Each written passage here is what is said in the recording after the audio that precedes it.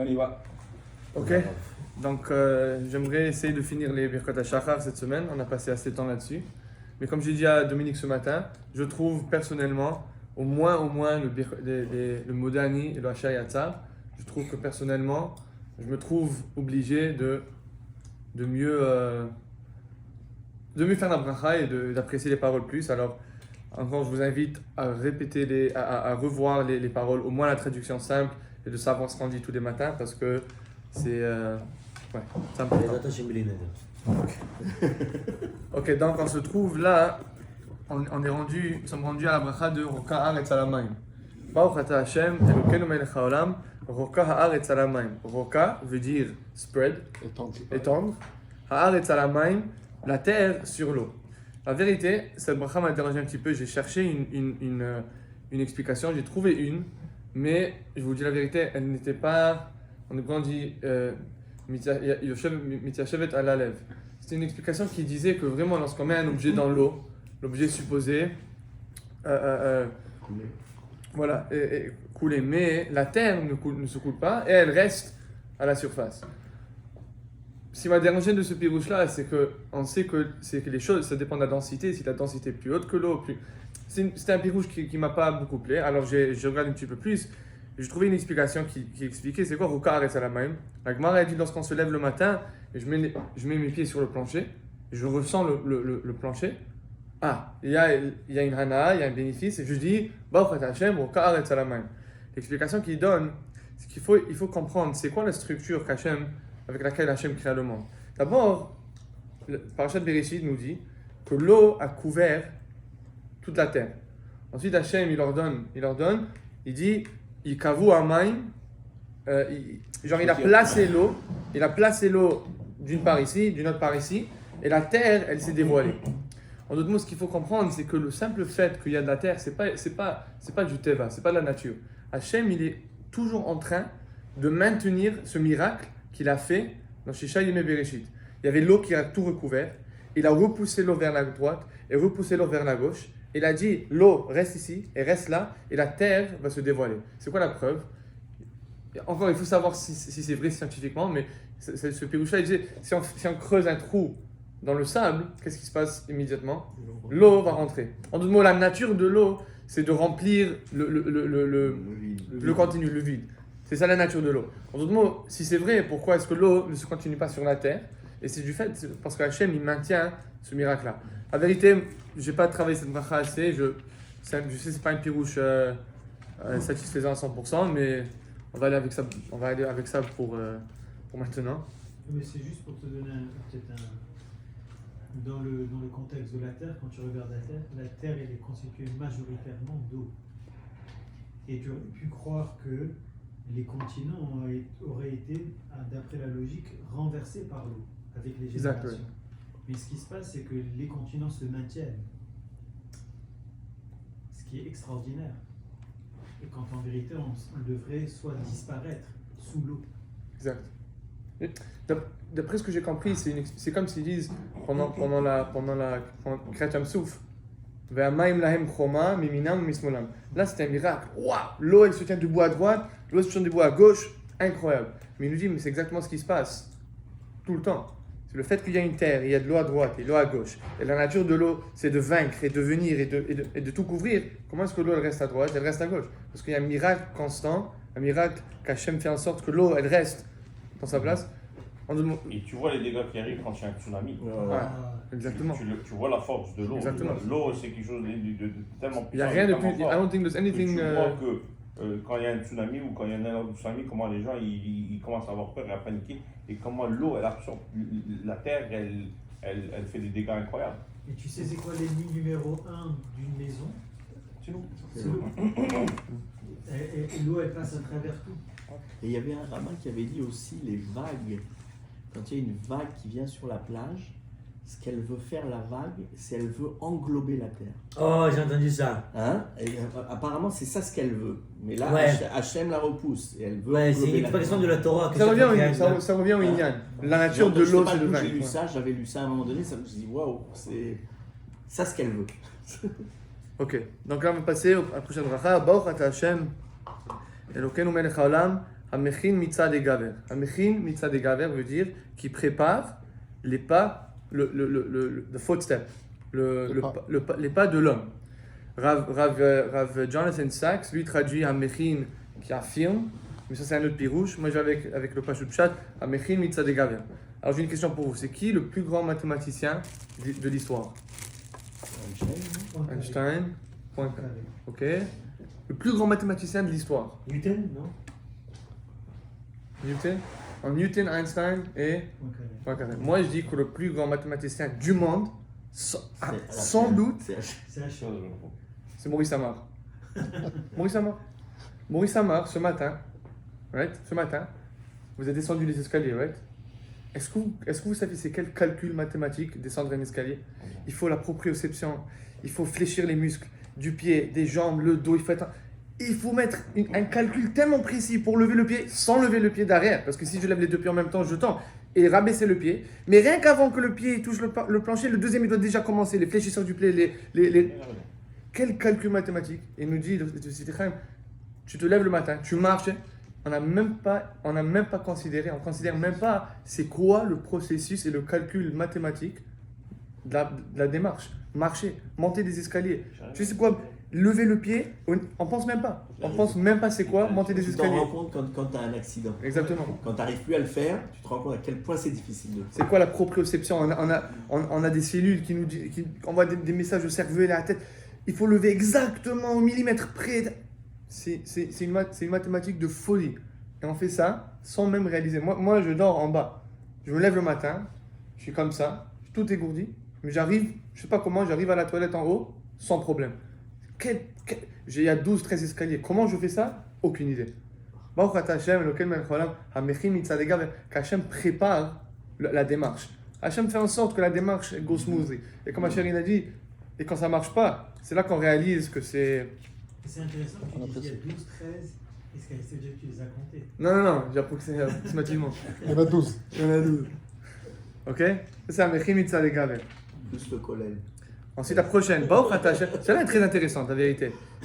Après l'étude que j'ai fait, c'est la bracha, je crois, la plus intéressante. Baruch Ata Hashem, Elokeinu melech haolam, she'asali kol tzorki. C'est quoi she'asali kol tzorki? C'est quoi? Qui m'a who gave me all of my needs. Qui m'a donné tout dans ce jeu, dont j'ai besoin. La Gemara a dit, c'est quoi she'asali kol tzorki? C'est quoi? Tout dont j'ai besoin. La Gemara a dit, c'est des souliers. Je mets mes souliers. Waouh, j'ai un sali kol tzorki, tous mes besoins. Évidemment, c'est une bracha qui requiert une certaine un pirouche. Dans le Sifte Chaim, il explique très intéressant. Chez sali kol tzorki, je vous lis ces paroles. Od yesh lefaresh shehanal shel adam, le soulier de l'homme, hi bitui le gvura ve le yecholet. Le soulier, c'est quoi? C'est la représentation de bitui ve yecholet, gvura ve yecholet. C'est le courage et c'est la capacité. Il explique. Une personne qui est pieds nus ne peut pas marcher rapidement. Elle doit faire attention de ne pas marcher sur des pierres et des morceaux de glace. Elle doit faire attention, et quand elle marche, ça lui fait mal. La personne va évidemment marcher sur des objets perçants et va se faire mal. Mais lorsqu'une personne met des souliers, là elle se sent maître de son environnement. Là, je peux marcher. Là, je peux m'amener à ma destination finale. Là, je peux faire des choses sans trop m'en occuper de ce qui se passe. Chaque fois que quelque chose se casse, un verre ou quelque chose se casse, ma mère elle dit « Oh, mets des souliers !» Sors de la chambre. Non, mets des souliers. Mettre des souliers, ça te donne une shlita sur l'environnement. Et c'est quoi la preuve? Il dit, c'est pour ça que lorsque Moshe Rabbeinu il arrive au Sne, Shal ou Shal?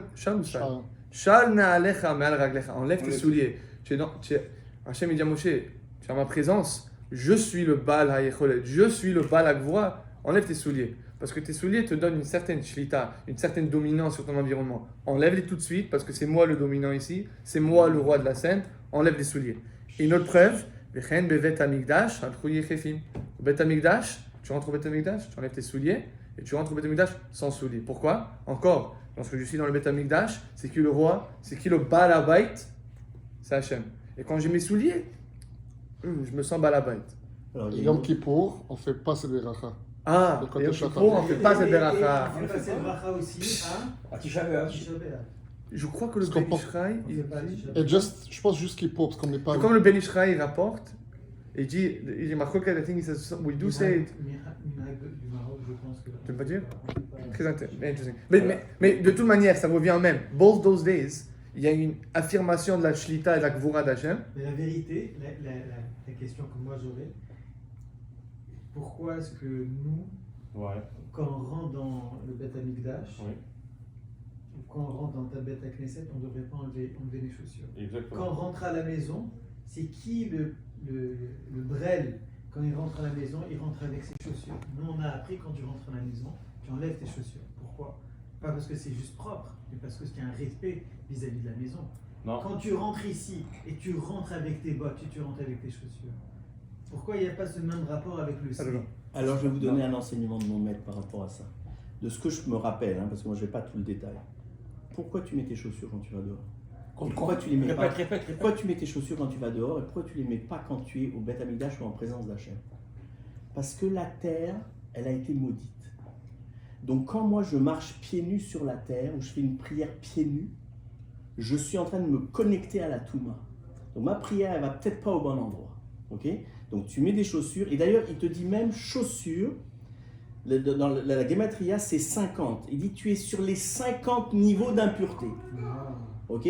Donc la chaussure te permet de te séparer de ça. Alors il dit même quand ils font le Birkat Kohanim. Birkat Kohanim, il faut absolument qu'il y ait un tapis. Il ne faut pas qu'il soit sur le Le sol Dukhan, le quelque Dukhan. part. Ok? il y en a qui font pas. Hein. Il peut l'enlever, mais il doit être sur un tapis. Sinon, il nous envoie des ondes différentes de ce qu'il voudrait nous envoyer. Maintenant, quand tu es en présence d'Hachem, quand tu es dans le Beth Amikdash, tu n'es plus sur la terre. Tu comprends ce que je veux dire? Tu es dans un espace qui est complètement kadosh. Là, tu dois retirer tes chaussures. Tu vois ce que je veux dire? Mais ça veut dire que- Parce que la c'est synagogue 100. n'est pas entièrement cadeau. Ouais, mais ça veut dire- Naal, c'est 100. Vous avez dit 50, alors ça doit être pour chaque pied. il m'a dit sur 50. C'est ça, alors Naal, c'est équivaut 100. Ouais. Alors on a 2 pieds, alors Je deux. lui demande s'il peut Mais ça, c'est bon. Mais ma question, Le compte est bon. Ouais. Ma question elle reste entière, ça veut dire que quand tu viens au Beth Knesset, c'est l'endroit, c'est le Mikdash Me'at. Oui, mais je pense Non, pas mais qu'on- je c'est pense vrai- pas qu'on a ce niveau de sainteté dans nos synagogues. Tu vois ce que je dis? J'ai pas On l'a à la l'impression. maison. On l'a à la Voilà. maison. À la maison, alors même à la maison, là je vous Pas. donne des nouvelles à la maison. Faut mettre À ça. la maison, complètement interdit de marcher pieds nus. Complètement. Il a dit, tu rentres à la maison, il dit achète des chaussons à tous tes invités. Ils enlèvent leurs chaussures parce que les chaussures sont sales, elles viennent de l'extérieur, tu veux pas. Donne-leur des chaussons. Pas pieds nus. Pas du tout. Moi, quand ma belle-fille elle marche pieds nus, je lui dis va mettre tes chaussures. Oh là là. Tes chaussures, mets tes chaussures. Elle marche pas pieds nus. Oh, il faut. Mais qu'est-ce qui. Mais Parce que Shalom tu Bayit, peux le Shalom Bayit, c'est plus important que les chaussures. Non, mais elle peut mettre des chaussons. Tu vois ce que je veux dire? T'es pas obligé de marcher pieds nus. Ok, Non, mais en on tous peut les pas cas, faire Kol la prière. Tzorki. On Et on pas peut, faire la- et tu, à la maison on non peut pas plus, faire tu la peux prière pas sans pieds nus. chaussures. Ça c'est. Ouais, ça c'est. Mais lui il pose. Peu importe la tefila, même si tu fais pas une fila, tu rentres dans la synagogue, c'est un lien de kavod. Mais encore, il faut savoir les bases halachiques. Oui, mais c'est juste le Rambam il rapporte. Pas enregistrer ça, je dis n'importe quoi. Le Rambam il rapporte qu'au début, les canonimes, ils se lavaient les tilat yadayim, right? Et on se lavait aussi les pieds. Et donc le Rambam, c'est ce que font les Arabes. oui, Ouais.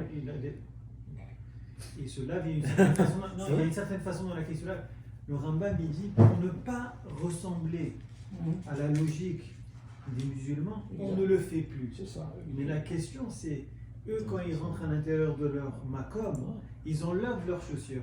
C'est des Rechaïm, blablabla, Ishmaël, voilà. ok. Mais ils sont toujours Mais- sur un tapis quand même. Voilà, mais c'est ça ma question. Est-ce que nous, quelque part à l'intérieur de notre transformation, est-ce qu'on avait aussi l'habitude d'enlever nos chaussures? Le Ben Ishra, il dit, par rapport à cette prise que je me rappelle, la raison pourquoi on ne lave pas les pieds, c'est vraiment parce que les mains, ok, ça enlève une certaine touma. Le Ben Ishra, il dit, si tu fais pas avec un cli, et tu fais comme ça, genre vite, sous l'eau, tu as besoin d'un cli, ça enlève pas toute la touma, c'est plein de choses. Les pieds, pourquoi on ne les fait pas? Ils disent, le Ben Ishra, le pied, il y a plus de touma que les mains.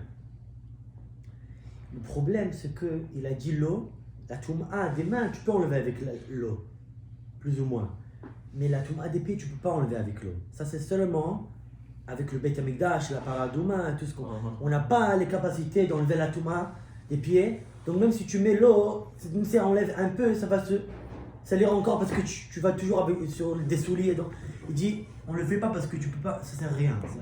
On n'a pas le Beth Amikdash et les capacités d'enlever la Touma d'épée. C'est pour ça qu'on le fait pas. Ok. Chazak, ok. Sur ce, Kol Sorki, je salue Kol Sorki. Merci Hachem de m'avoir donné mes souliers. Merci Hachem de m'avoir donné cette capacité, à travers mes souliers, d'avoir une shlita, une dominance sur mon environnement et de faire ce que je veux. Ok? Je salue Kol Sorki. Baruch Ata Hachem. Là, deux brachot intéressantes. Elokeinu melech haolam, Ozer Israël Bigvura. Rien qu'un essai, on va essayer de traduire. J'ai fait ça avec mon père avant. Ozer Israël Bigvura. Qu'est-ce que veut dire Ozer? Ozer Israël Bigvura. Moi, je l'ai dit tous les matins, et ça, hier, j'ai traduit, parce qu'hier, quoi? C'est pas strengthen? Strengthen, ok. C'est quoi? Renforcer. Ozer. Raffermir quoi? Ozer Israël. Ouais. Alors, Ozer, Ouais. Israël, Raffermir, Bigvura Israël. avec Avec courage, force. avec français, force. le mot qu'ils utilisent, c'est cindre. Ça veut dire, c'est comme si. Cindre, ça veut dire comme. Ah, Ah, ok, Chazak. Alors, Ozer, c'est pas avec un Aïn, Ezra, de l'aide, mais c'est plutôt avec un Aleph. La Gemara, elle dit, quand est-ce qu'on dit cette bracha-là, Ozer, Israël, Bigvura? La Gemara, elle utilise un mot en araméen, et marqué entre le Rambam et le Ravad. Le Rambam, il tient à pousser la ceinture, Ah, chazal. lorsqu'on met la ceinture, et le Ravad, il dit lorsqu'on met les pantalons. ah, ah. Ok? C'est quoi le point? Ozer, Israël, Bigvura. Alors, il rapporte ici Ozer, Israël, Bigvura, le Rav Pincus, il rapporte, c'est quoi le pirouche? Le Kavanat Alev, c'est un pirouche, c'est genre, il donne un petit pirouche simple, mais j'ai utilisé ça pour approfondir. Hachoger l'Israël Chavura. On remercie Hachem de nous avoir donné la ceinture. Alors, évidemment, il part avec le pirouche du Rambam, la ceinture. Haromezet she'alenu lehachnia hayetzarara. La ceinture, c'est un remez, et c'est un rappel que c'est sur nous d'affaiblir et de vaincre le Yetzarara. Ok, j'ai lu ça, intéressant. Ozer Israël Bigvura, Hachem nous Ozer en anglais ils disent te girdle, de t'encercler, la ceinture. Ozer Israël Bigvura qui nous aide à vaincre le Yetzarara. Qu'est-ce qui se passe? Alors le Rav Pincus, il explique, on the same path, mais un petit peu différent. Il dit, comme on a expliqué il y a deux ou trois semaines, on a dit c'est quoi le Asher Yatzar, le dernier mot du Asher Yatzar, Baruch Ata Hashem, Rofeh Echol Basar, ou Mafli La'asot. Hashem il fait un pélé. Et c'est quoi ce pélé-là? On a expliqué sur le Rama, c'est quoi l'aspect extraordinaire de la création? C'est la prochaine bracha, Elokai Neshama Shenatat Abi Teora, que l'homme, c'est la seule création au monde qui a une composante physique, une composante spirituelle qui puisse interagir. Ça n'existe nulle part. C'est que l'homme qui a ces deux composantes-là. Alors il explique, le Rav Pincus, Truna ou Ma'alazo nimtzed rak et tzed klal Israël. C'est que le peuple juif qui a cette caractéristique. Et tzed agoim en shum mechitza ben shnei achalakim. Il dit le Rav Pincus, évidemment le goy, il a aussi la spiritualité et il a la physicalité. Et nous aussi. Quelle est la différence? Le goy n'a aucune mechitza. Pour le goy, c'est un cholent. La touma, la tahara, tout ce qui est bien et tout ce qui est mauvais, tout ce qui est, c'est tout mélangé en lui.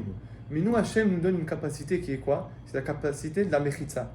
En mettant la ceinture, j'affirme, Hachem, j'affirme que je suis une création et spirituelle et physique, mais la seule manière de bien bénéficier de cette dualité, de cette dichotomie, c'est quoi? C'est d'avoir une mechitza claire. Tout ce qui est en bas de ma ceinture, c'est la Touma, c'est le Nefesh Bahamit qui est important. Sans ça, je ne peux pas vivre. Sans ça, je n'ai pas d'inclination. Sans ça, je n'ai pas de raison d'être. Mais ça doit être en bas de la ceinture. J'ai une Mechitza. D'accord?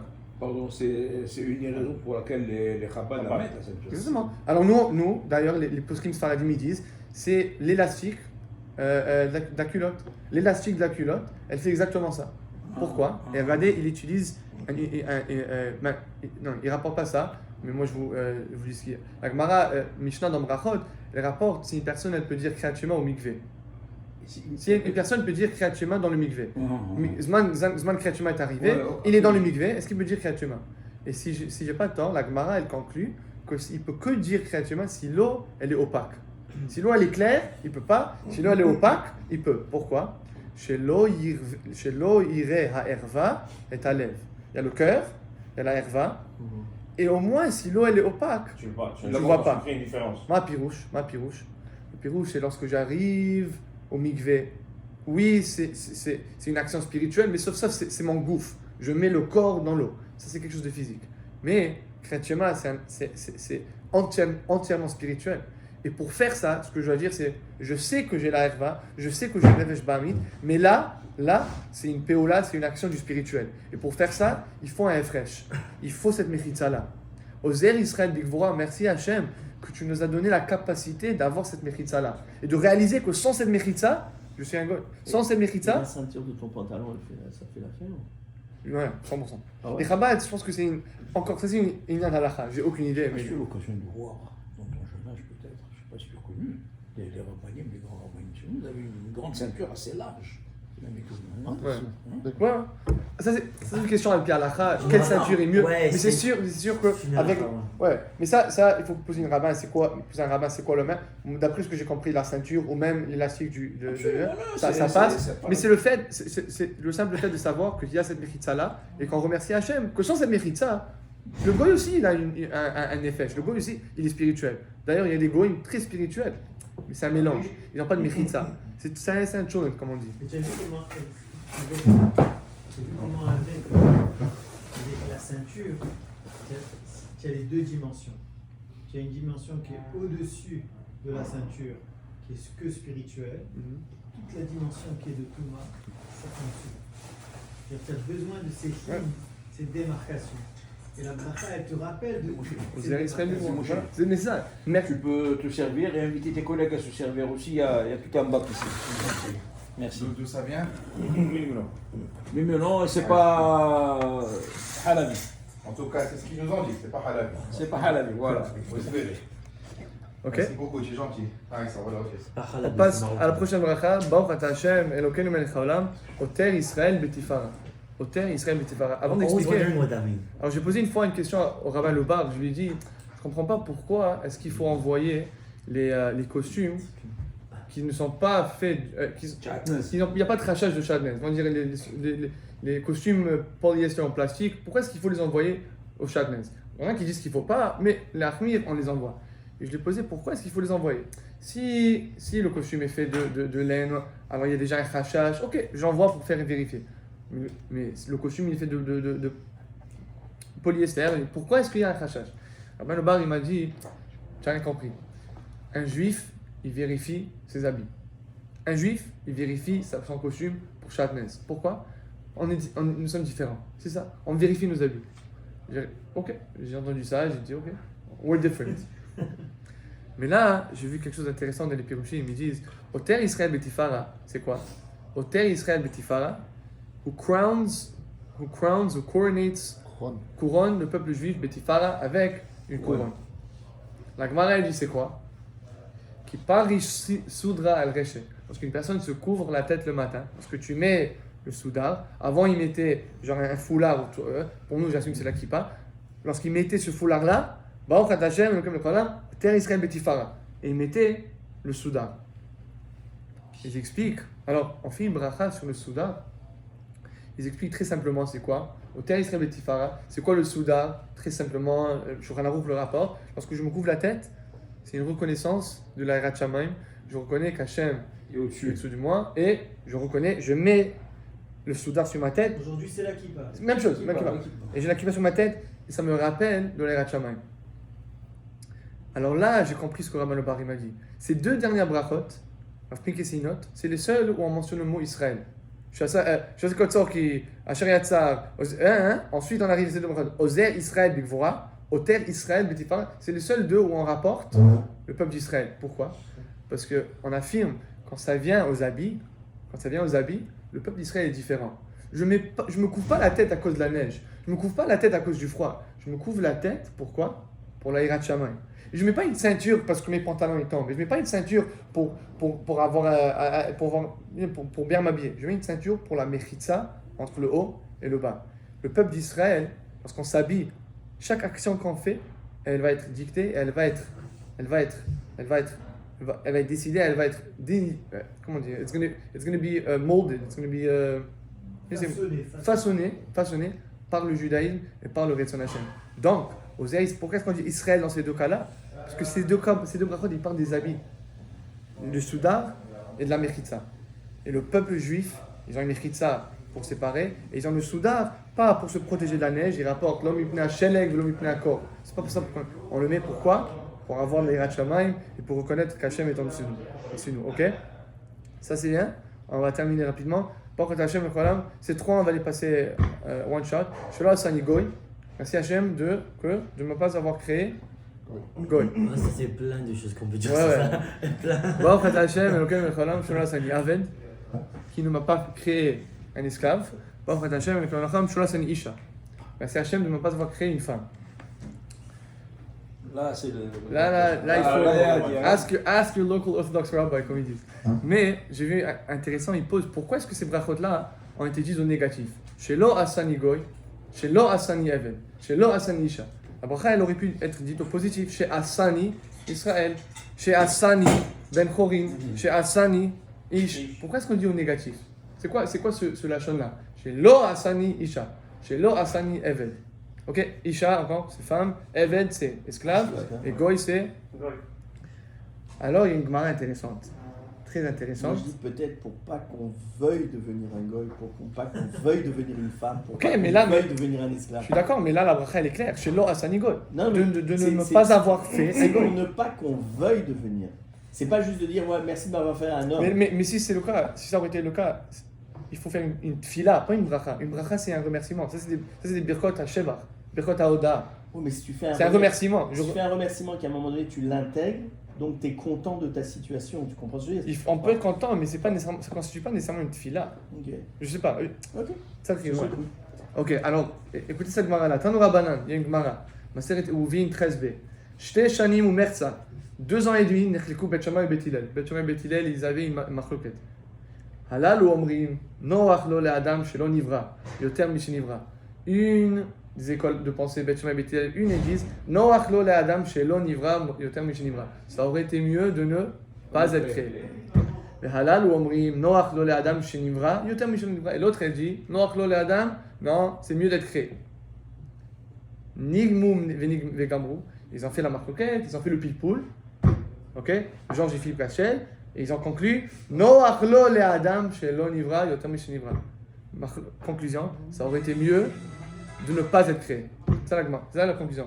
Ça aurait été mieux de ne pas être créé.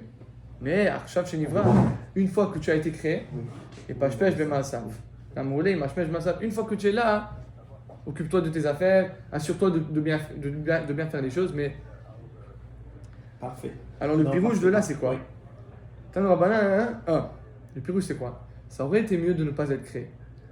Comment est-ce que je peux remercier Hachem de m'avoir créé un juif? Mais Baruch Ata Hashem, Elokeinu Mecholam, chez Hassan Israël. Merci. C'est pas une bonne chose. C'est pas une bonne chose. Pourquoi? Parce que si je prends les statistiques, un bébé est né, et je lui tape avec 613 mitzvot, et je lui dis, si tu fais les mitzvot, Olam Haba, si tu fais pas les mitzvot, qu'est-ce qui se passe la majorité du temps? Rien on voit, 15 millions de juifs. Je sais pas.